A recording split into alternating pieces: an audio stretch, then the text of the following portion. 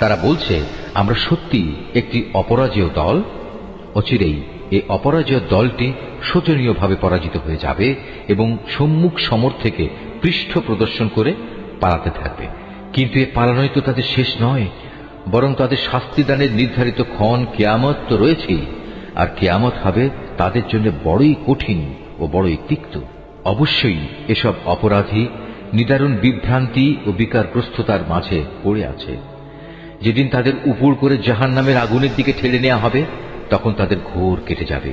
অতঃপর তাদের বলা হবে, এবার তোমরা জাহান্নামের আযাবের স্বাদ উপভোগ করো। তারা বলছে, আমরা সত্যি একটি অপরাজেয় দল। অচিরেই এই অপরাজেয় দলটি শোচনীয়ভাবে পরাজিত হয়ে যাবে এবং সম্মুখ সমর থেকে পৃষ্ঠ প্রদর্শন করে পালাতে থাকবে। কিন্তু এ পালানোই তো তাদের শেষ নয়, বরং তাদের শাস্তিদানের নির্ধারিত ক্ষণ কিয়ামত তো রয়েছেই, আর কিয়ামত হবে তাদের জন্য বড়ই কঠিন ও বড়ই তিক্ত। অবশ্যই এসব অপরাধী নিদারুণ বিভ্রান্তি ও বিকারগ্রস্ততার মাঝে পড়ে আছে। যেদিন তাদের উপর করে জাহান্নামের আগুনের দিকে ঠেলে নেওয়া হবে, তখন তাদের ঘোর কেটে যাবে। অতঃপর তাদের বলা হবে, এবার তোমরা জাহান্নামের আযাবের স্বাদ উপভোগ করো।